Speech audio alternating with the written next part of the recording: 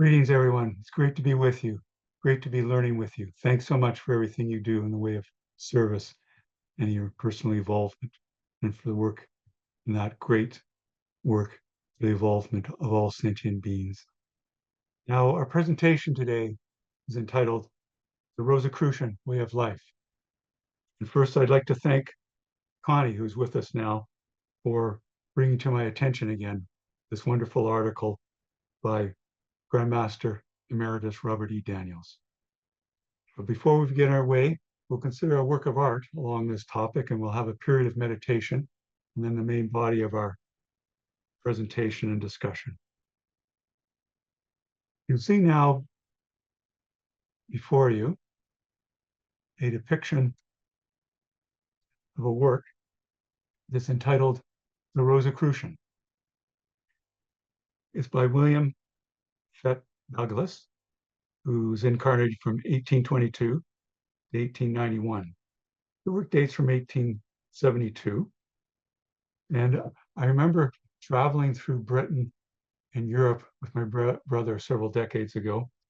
And we were at the Glasgow, one of the Glasgow Life Museums, the gallery, and coming upon this work of art suddenly and seeing the title, The Rosicrucian, that was greatly intriguing to me.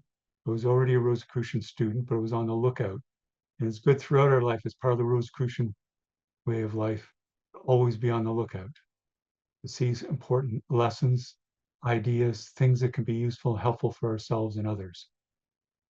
And you see depicted in the work, there's an important concept to Rosicrucians, and that is light. There's a contrast between light and darkness that we experience in our life. There's an illuminated book, there's various instruments and materials, and even a figure looking in from the side, and a figure of light and candle on the right, and the bubbles going up. We're in the tomes here. There's a lot to reflect on. This led me to look more into this work, but also the work by this artist, William Fett Douglas. For example, another work that greatly intrigued me, and I think you'll find quite intriguing as well, is entitled The Alchemist by the same artist. There's a lot to take in this work of art. The artist has labored to inject a tremendous amount of symbolism and thoughtful display. You can explore it for many minutes, even hours, actually. It's a work that dates from around 1853 to 1855. It's fairly large. It's about a meter um, uh, by about 1.3 meters. And it's in the Victoria and Albert Museum. You notice that in the work, and I'll zoom in on it here for you, that there's rapt attention on the flask here. There's various alchemical processes that we undergo in our lives as part of the Rosicrucian way of life. And they relate to physical alchemy or the physiological alchemy, as well as the psychological alchemy and the transcendental alchemy. We learn about all these important things in our weekly Rosicrucian lessons. And also in the resources we'll make available a little later in this presentation, there was 2 Rosicrucian Digest articles on the theme of alchemy that you may wish to explore further in various other ways that you have already. You notice in the work as well that there's tomes, there's a library, there's various symbolism. You'll see here the special cross here associated with knighthood, but also the crucible tongs or pincers here. There's a globe here.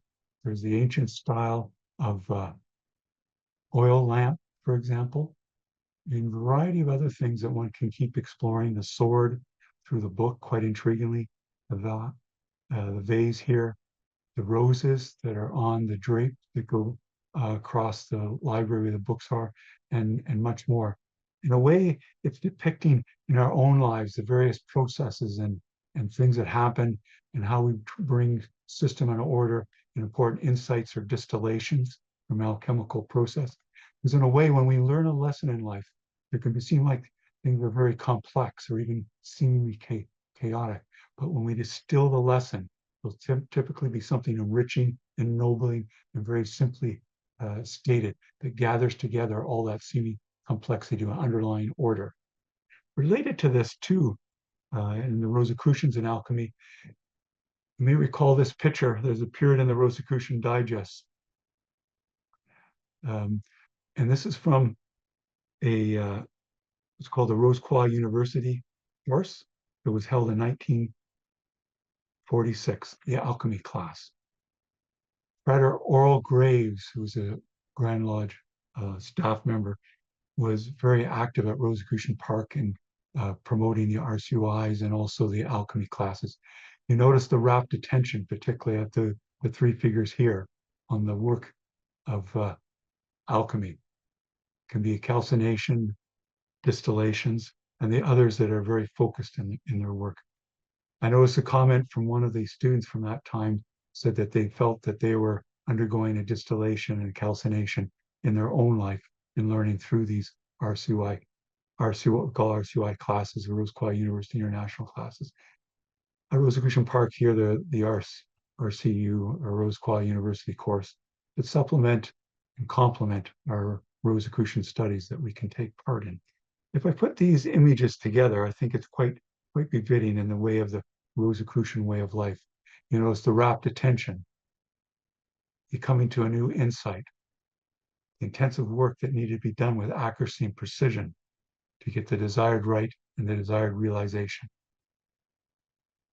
In a way, we'll do that in a mystical and alchemy way when we do our exercise that we're about to do, where we do meditation.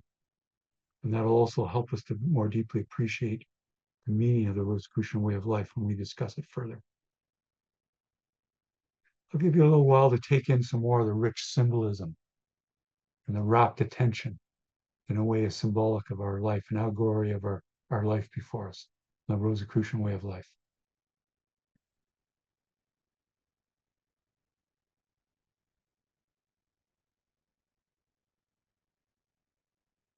And when you're ready, I invite you to sit yourself in a comfortable way, maybe lying down or maybe seated, whatever works particularly well for you. As part of the Rosicrucian way of life, we encourage some experimentation to see what works with you, along with the teachings of you're given weekly in the monographs and through scientific studies more generally.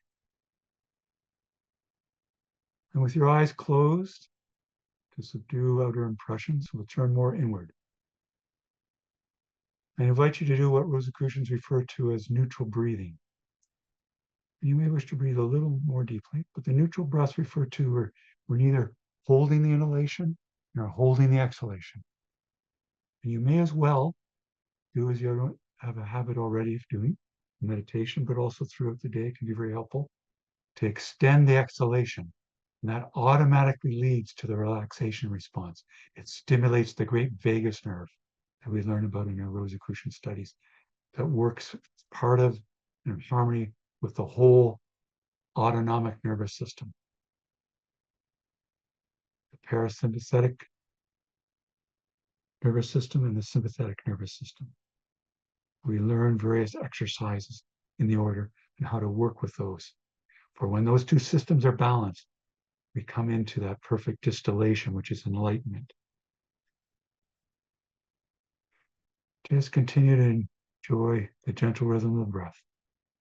The holy temple of the body and the mind and our entire being greatly appreciates being relaxed.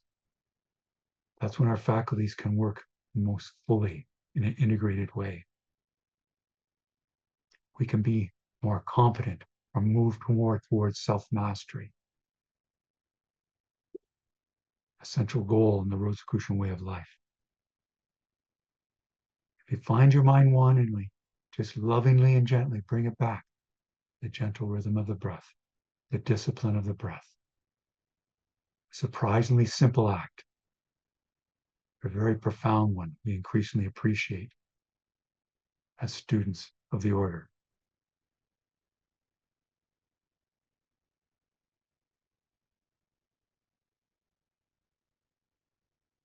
Just continue to extend the exhalation of the breath. Feel that calmness, that tranquility that will spiritualize. Feel increasing what Rosicrucians refer to as peace profound, the most profound and enriching form of peace that we are in greatly need of, indeed of all humanity is in need of. And part of the purpose of the Rosicrucian way of life is to increasingly bring that deep form of peace to all we contact.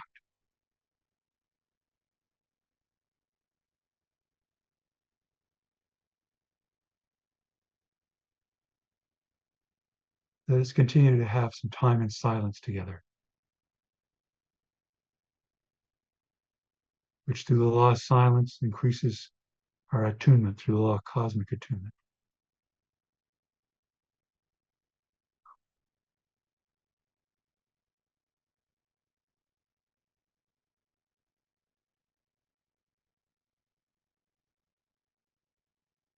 We'll continue our period of meditation now, extending our breathing exercise into the ascent to the heights of the celestial sanctum, following the instructions of the key and central Rosicrucian meditation instructional booklet, Liber 777, with your resources on later. It's a great book to keep rereading as we grow and mature. We'll understand more and more the full depth of that document and how it's an emulation of an experience or experiences of cosmic attunement in the heights of the celestial sanctum. Now I invite you now to continue with our breathing.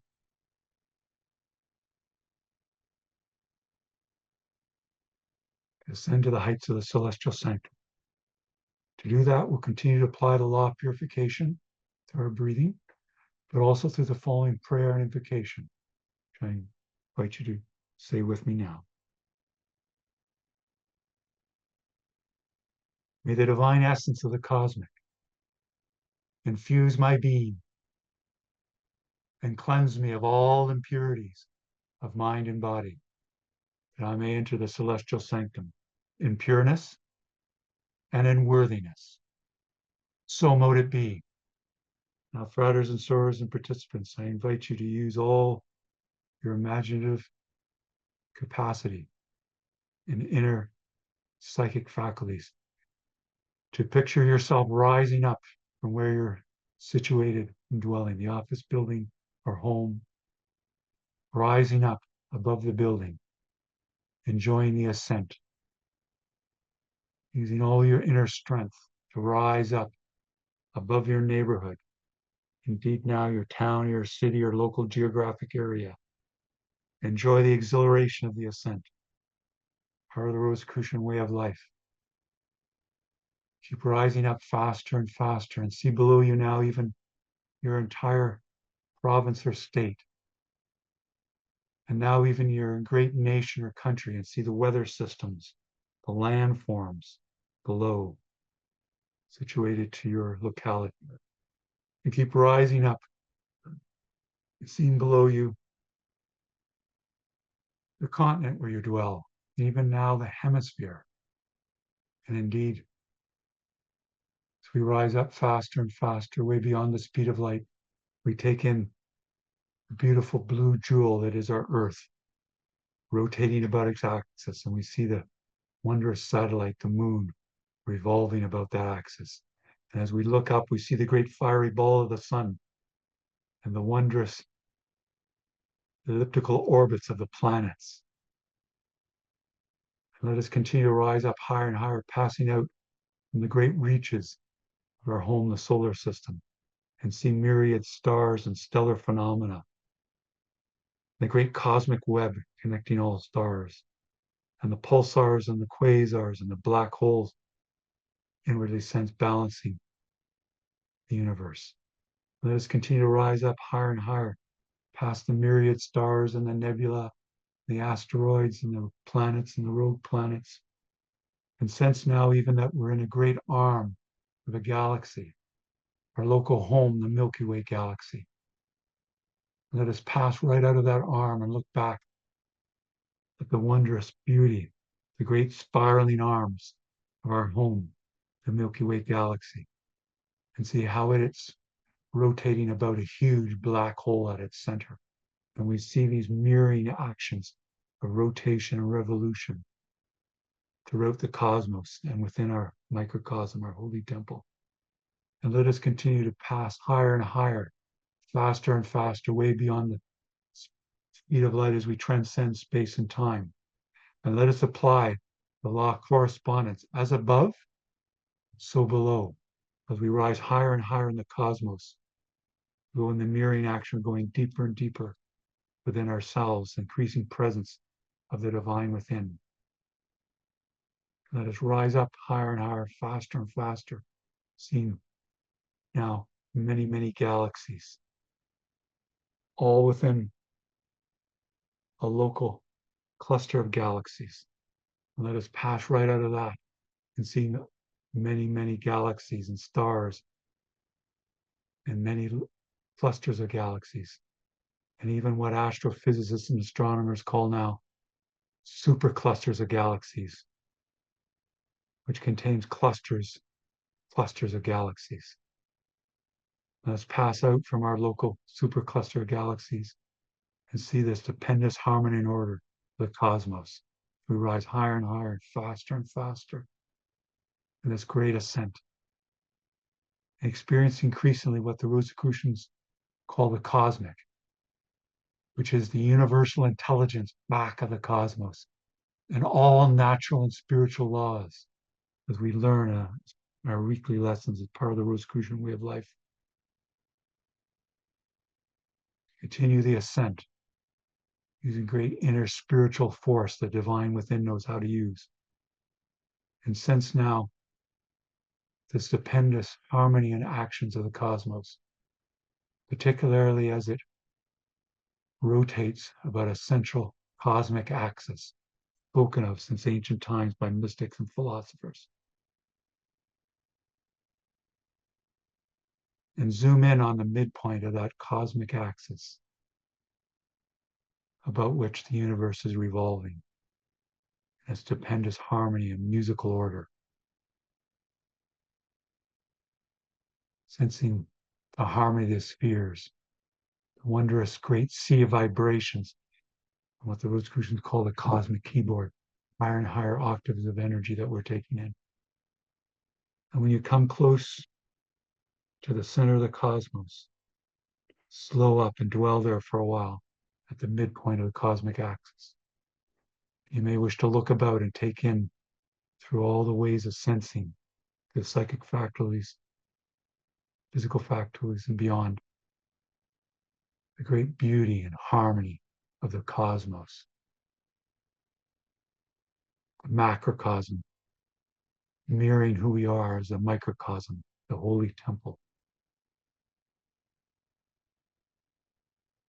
And let us follow further the instructions of the booklet Liber 777 now. And visualize your personal sacred space, your celestial sanctum. It may be an inspiring temple on earth. It may be the inspiring cosmos all about you. It may be inspiring place in nature, such as a sacred grove or a high vantage point from a hill or a mountain, or by a lake shore or an ocean. All these suggesting the cosmic vibrations and the cosmic consciousness. Fill in the sights and sounds, both inward and outward, physical and psychic. You may wish to picture with you those who are on this conference call with us, and all seekers, the Grand Lodge officers of the order, the Supreme Grand Officers, the Imperator who may be conducting a sacred convocation at the heights of the celestial sanctum in this special of all temples. Continue to fill in the sights and sounds. There may be beautiful stained glass windows of Rosicrucian laws and principles, or incense rising up, applying a law of transmutation, just as we rose up to the heights of the celestial sanctum. Just continue to fill in the degree of excitement, your birthright, picturing the celestial sanctum, this high point of consciousness, great place for the radiations of love and well-being, enrichment and ennoblement.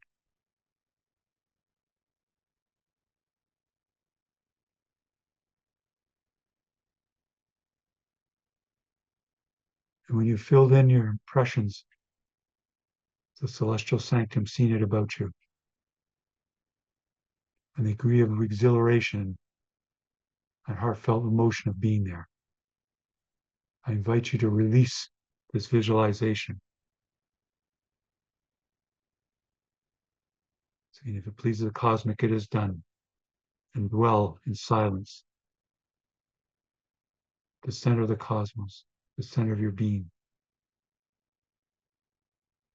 And just surrender the divine within. Be receptive, cosmic attunement.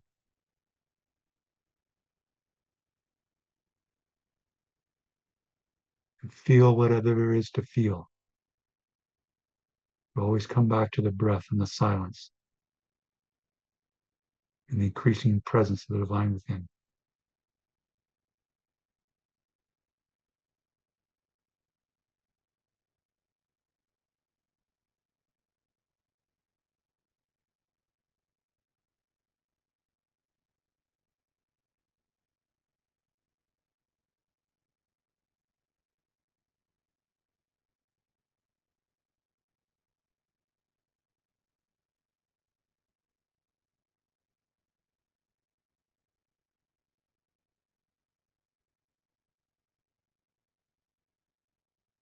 Feel the enrichment of the life force flowing through your being as we become increasingly sensitive during meditation.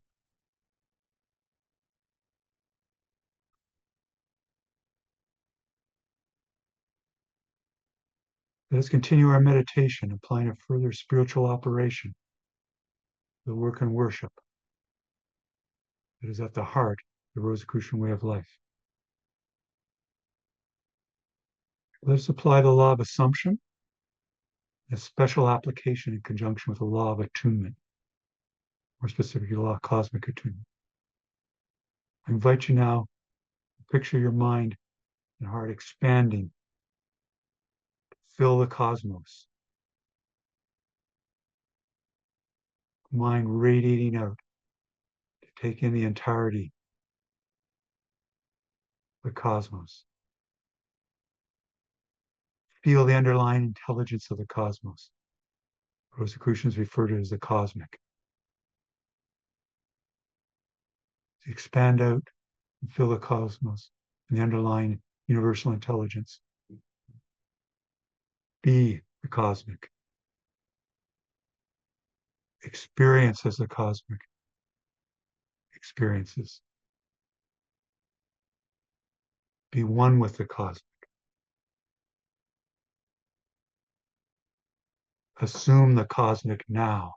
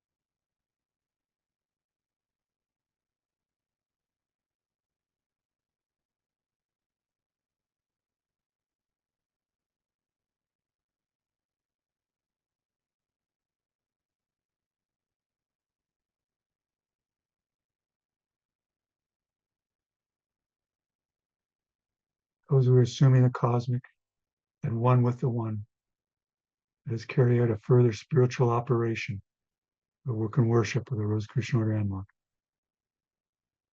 Let us participate in a period of metaphysical aid. Let us join with the Silent Council, in conjunction with the Council of the Soulless, Grand Lodge of the Rosicrucian Way of Life, to radiate love and well-being to all those who have petitioned the Grand Lodge for guidance and healing.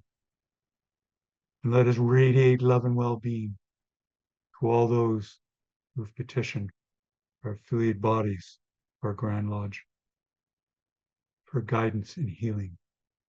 And let us radiate love and well-being to all those you know who are in need of guidance and healing. And let us radiate love and well-being to all sentient beings throughout the cosmos who are in need of guidance and healing.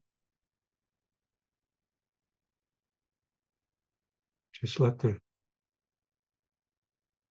love and well-being radiate and permeate the cosmos, reaching all in need at this time.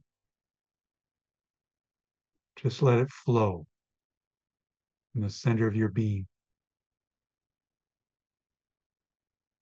First, a degree of conscious effort can be used. And enjoy the exhilaration.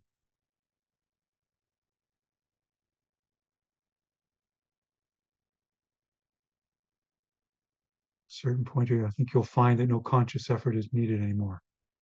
And the radiations will even speed up, and you'll know you're reaching those in need. And when that happens, just surrender to the process. Very presence of the divine within, that one with the one, as we continue our meditation. And apply the law of service in ascending to metaphysical aid.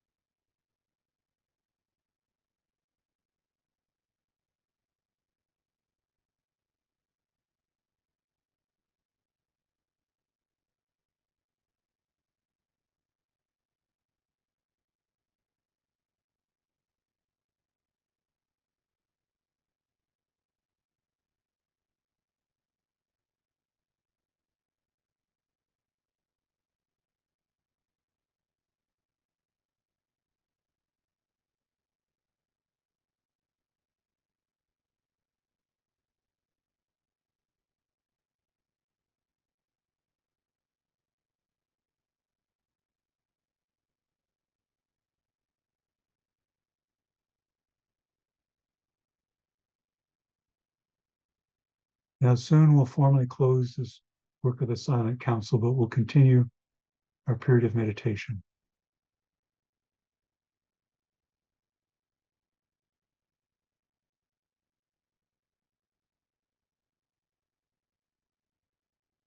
Now, to formally close this period of metaphysical aid, assured that the radiations of love and well-being will continue as a way of life on the Rosicrucian path and filling our mission life. Let us say together, if it pleases the cosmic, it is done. So mote it be. Now, friars and sorors and participants, let us dwell a while longer at the heights of the celestial sanctum in cosmic attunement.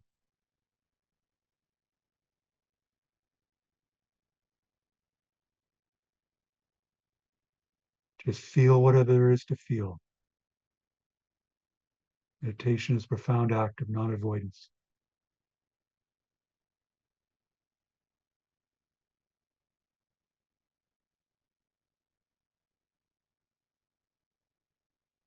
Following the breath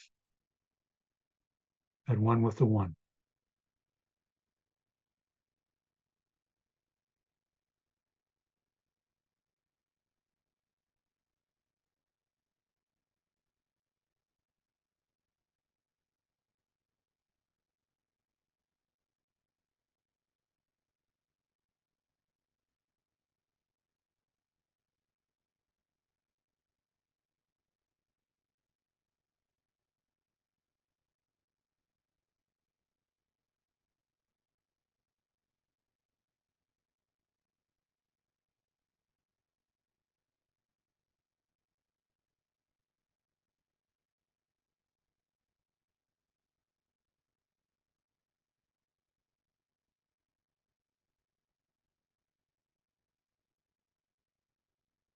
Now, riders and soarers and participants soon will ascend from the heights of the celestial sanctum. We've had a period of transcendental alchemy to be remade, enriched, not only of ourselves, but of all in need. Applying the law of humility, the law of service, the law of cosmic attunement, and many other Rosicrucian laws and principles that we learn in our weekly lessons. This time you may wish to invoke the law of gratitude, to express thanks to all who taught you well, all who sacrificed well on your behalf, all who love and love you well.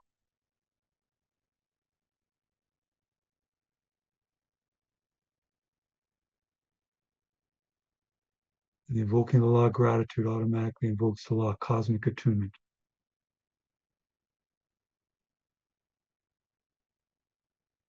Let us begin our descent now from the heights of the celestial sanctum, passing at tremendous speed way beyond the speed of light, the superclusters of galaxies, the wondrous system and order of the cosmos.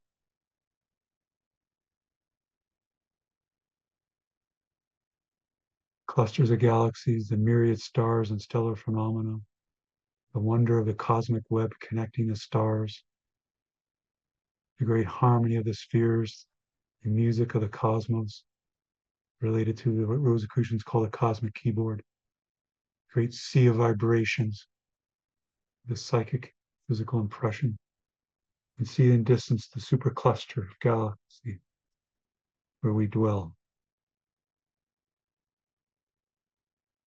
Plunge into it and past the myriad cluster of galaxies, their wondrous harmony and order,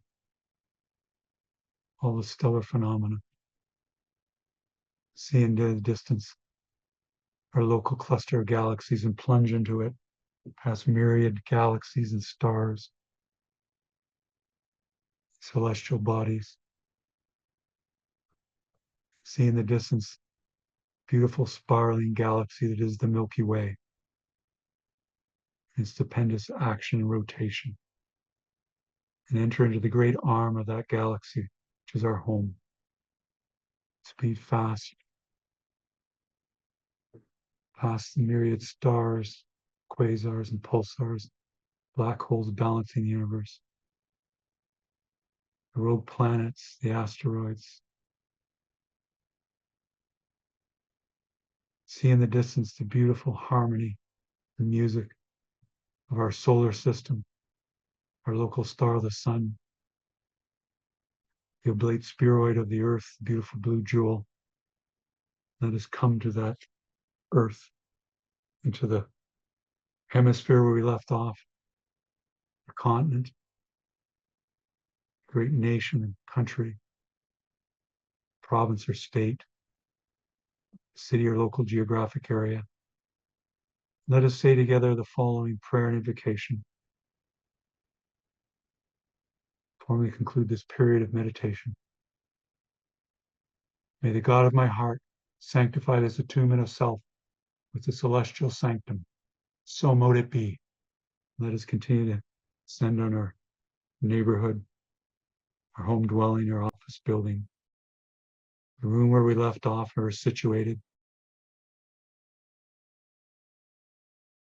When you're ready, you may wish to open your eyes and stretch, feeling remade, reintegrated, regenerated, all the more ready for the work and worship of the Rosicrucian order and the Rosicrucian way of life. Thank you, everyone.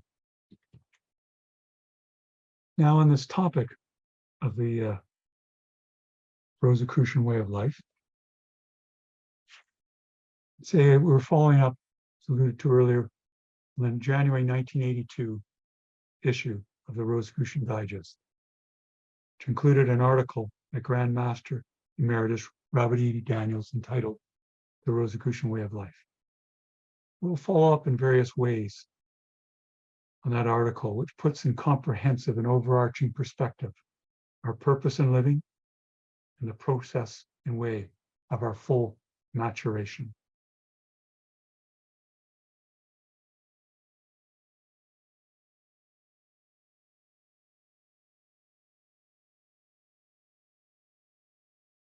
Now, in this regard, that article begins very poignantly and powerfully with the following statement. The Rosicrucian way of life is one of preparation, purification, initiation, and illumination. Our studies through the grades of instruction and the many exercises and experiments therein are the means to accomplish this goal. Indeed, this is a very high ideal in living that we're drawn into and forward to through our Rosicrucian studies and direction. It changes our life. What is no longer worthy in our habits and thinking is released, replaced, and transmuted into a more harmonious way of acting and thinking. As Frater Daniel says, in a way that's more beautiful and valuable than ever.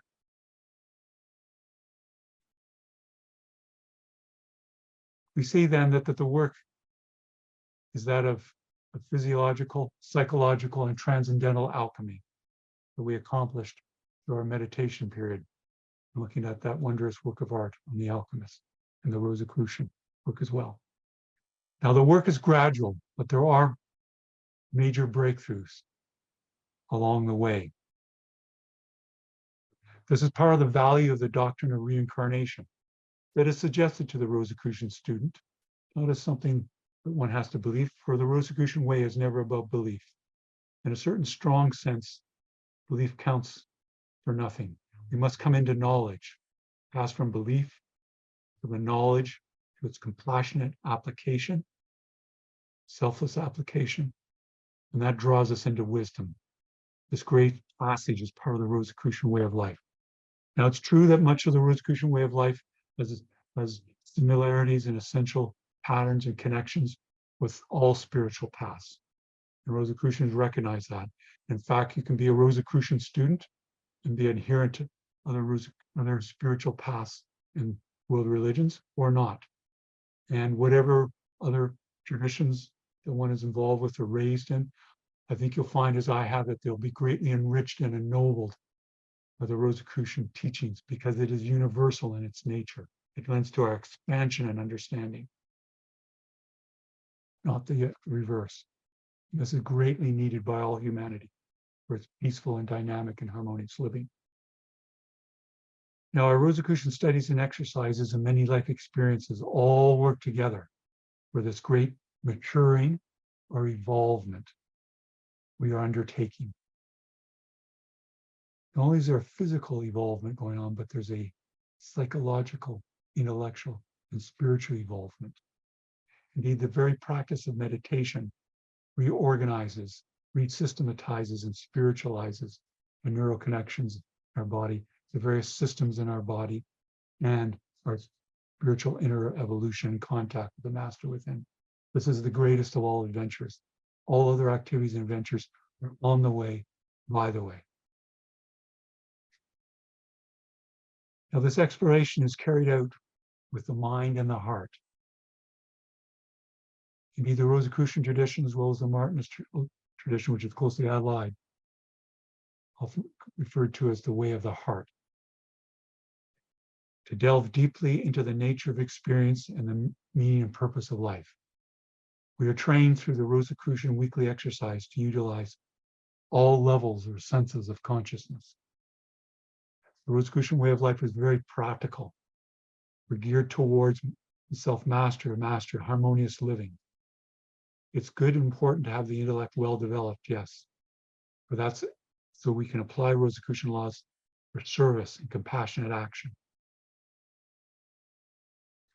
It also behooves us to have our emotions and self-awareness highly developed as well. This very balanced development, applying the law of balance. All the arts, science, and humanities are involved and respected. Now, we may have a particular strength in painting or the art world, but our Rosicrucian teachings will also help us become more geared towards a scientific understanding and to marry those to have a more comprehensive, because the things are really understood in their relationship to the whole, relation to that cosmic perspective. And part of the way we do that is increasing our capacity to understand the arts, humanities, and various disciplines. This is a tall order, yes, for the outer self, but over time, with the guidance of the master within, the unique instruction of our weekly lessons, it becomes more and more possible. And I think you'll find persons that you've looked up to in the Rosicrucian tradition, you'll find that they're masters of many arts and sciences. For example, past Imperator H. Mincer Lewis was very much of that type in his painting, his playing the cello, his engineering skill, his knowledge of the sciences, his capacity in administration, and so forth. We're called to this as well in our own unique way. And not to be daunted by it, because the resources within us are far beyond what we typically imagine. An important part of the Rosicrucian path is drawing out latent talents. The Rosicrucian lessons are guided to do that for us, often to the outer nature surprise, but a deep familiarity within. And as we make those leaps and bounds in illumination that we talked about, there's that deeper idealism that's instilled, but also talents will come forward that have been highly developed and often surprising to ourselves and to others as well. It's all part of this great adventure of living. Now, it's important on the Rosicrucian path in our studies to work with our strengths, yes, but we also have to look at areas where we need to be strengthened and balanced. And even our strengths can be strengthened further, because self-mastery means the mastery of not only individual duties and tasks in our life, but of life itself, and to be able to pass that on to others. A forming of the gold, the transmutation of our base nature into that golden nature that then we can act on in service to help draw others into as well, as they have helped us reach that state. Now, through our fraternal contact in the Rosicrucian order, we also see how others are creatively and imaginatively applying Rosicrucian laws and principles in their lives, which can give us additional ideas on how to do the same in our own life and increasingly enrich together the Rosicrucian way of living. Now, how we pursue the Rosicrucian way of life will be unique to us. Yes, each of us is unique, and it could be no other way. But at the same time, there's a distinctive and universal pattern and signature that is quite inspiring to see. We see that when we contact others who are Rosicrucians at our affiliate bodies or the World Convention, through Grand Lodge officers, the Imperator, and so forth. And as past Grand Master Daniels emphasized, one of the keynotes of the Rosicrucian way of life is a persistent searching that must pervade our consciousness. There must also be the love of life, our brothers and sisters, indeed all sentient beings. That must ever guide our search into the life of the soul, that we learn increasingly in the Rosicrucian tradition that there's the one soul. Not only as a concept, but as an astonishing and highly meaningful and loving experience. And as past Grand Master Daniels emphasized in his article, and as I will have been, purification of our hearts and minds is a most important requirement of the mystical life, one that is often overlooked by those who search for meaning of life with the eyes of the intellect. The eyes of the intellect must work with the heart and have its deepest impressions. You see, in, for example, deductive reasoning, it requires points or statements to start from. In mathematics, we call them axioms, of course, to reason from. The heart and the deeper levels of consciousness of the cosmic will give us those axioms, those unshakable foundations to start from, to reason from. And thereby, the outer mind is assisted. Also, this application deeply of the heart will connect us through, as is often shown in the Rosicrucian schematic diagram of the mind, it's in our lessons, that we pass from our outer objective consciousness, subjective consciousness, through the subconscious into the cosmic mind, which infuses all those forms of consciousness. As we increasingly identify with the divine within, as we did in our meditation, the Rosicrucian Way of Life, we see even our objective consciousness is imbued with the cosmic consciousness. Every cell in our body has that cosmic consciousness. Even the thought of that helps cause that enriching tingling of the divine within. It helps purify and heal us. These are all part of the noble Rosicrucian Way of Life. Now, of course, illumination is the goal of every mystic. It is acquired after many years, indeed lives of preparation of the physical, mental, and emotional life, along with a specific training that Grandmaster Daniels indicates to us in this manner, of the psychic consciousness and the acquirement of an ever-deepening understanding of the spiritual life. These are very exciting things to learn about.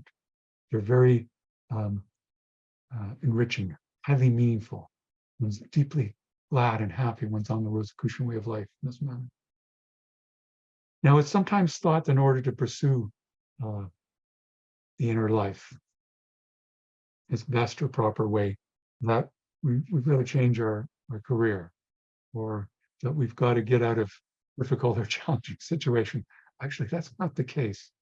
We have to learn from those things, yes, and we have to harmonize them, and we have to face them and embrace them. But then this practice will then be able to decide in where the harmonious place for us to be, what the lessons are. We transform or transmute our environment as a work of alchemy. And that every attempt should be made. We don't have to remove every obstacle or disturbing circumstance. Transmute them. Yes, work with your safety, withdraw where needed, but in general, embrace where possible and guided conscience for the life-giving lessons that are there. Then there's a new way of living. The dross has been transformed into gold. It's what's most fundamental as we come into the deeper understanding. It's not so much what's happening as our interpretation. We change that to a richer perspective. And we're more fully on that Rosicrucian path. And we're more able to give that to others. Now, the most useful service, past Grandmaster points out, that we can perform for the benefit of others will be in our own environment, where people are seeking, often quite unknowingly, the light of a new life. And we may get inner impressions of what to say and do. And even years later, they may remember. Or if they don't, that's okay too. But at least if they have that idea, it's been followed up on. Don't have to remember us. Thinking about our self-aggrandizement. We're all part of the one soul and its great adventure. And we can never know the great extent of well-being and good that we can do for others. I know that when I think back on things that are done by Grand Lodge officers and imperators and family members and friends over the years, things I remember, they're distinctive, they help incorporate into one's life if they pass the test of conscience and form and replace old habits to new habits in our life, in your subconscious. And particularly emphasized by this Grand Master, and I would as well, is the importance of sending out with thought sellers. It can be done to specific individuals, yes, or as a general radiation. We did both during our meditation, but that can be a way of life to turn inward in that fashion as part of our meditation. We send peace and harmony and whatever is needed. And this action, sometimes others will get an impression of us, but we're not doing it for that. And they may think immediately we know about their experience. We may not, they've just picked up in a general radiation. But fundamentally, what we're doing is leading ourselves and others to our true nature, to increasingly identify, increasingly soak up the master within, the divine within. And we do that as students on the path, and we do that with the masters of the Rosicrucian tradition, and ultimately the divine within. Indeed, the Rosicrucian path is an ever-growing desire in our life. We want to have that intense desire within us. Feel very strongly. Now, it's something as the outer self has that as a habit, the inner self will see us, we're serious, and it will respond. One of the ways that we know we're well along on the path is when we're getting those deeper impressions coming forward from the divine within. The most intense experiences of illumination, often those will be half a dozen or less of those in their most powerful form, but they stay with us. And we can come back to them and remember them. And we can use those as a general way of being so that we become the living embodiment of the Rosicrucian tradition, living embodiment of what it is to be a human being, fully expressing the divine within to the holy temple, the body. These are all part and parcel of the Rosicrucian way of life. Now, indeed, the master within sets the standard for our behavior and actions. We may have been fortunate to have elders in our life that set a very high standard.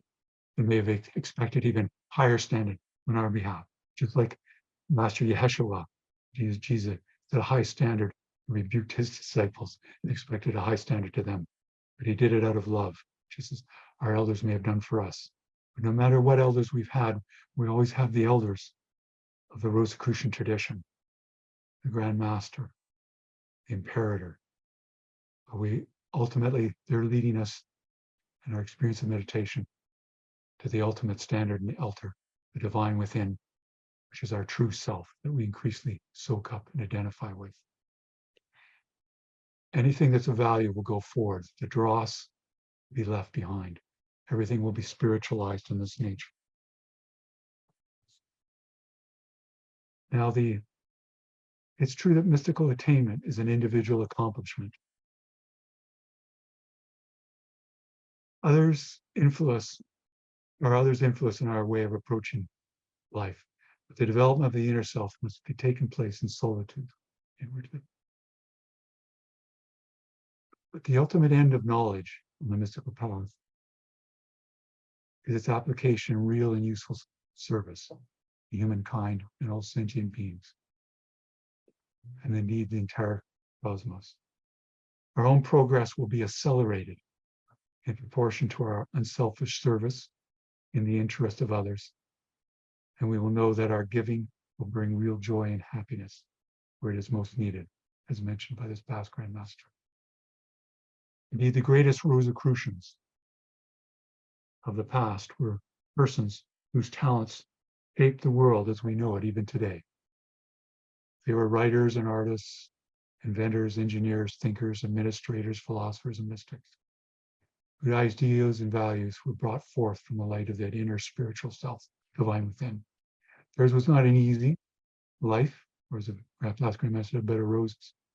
But it was a very highly meaningful life, one of deep sense of well-being, one of a great purpose, living well.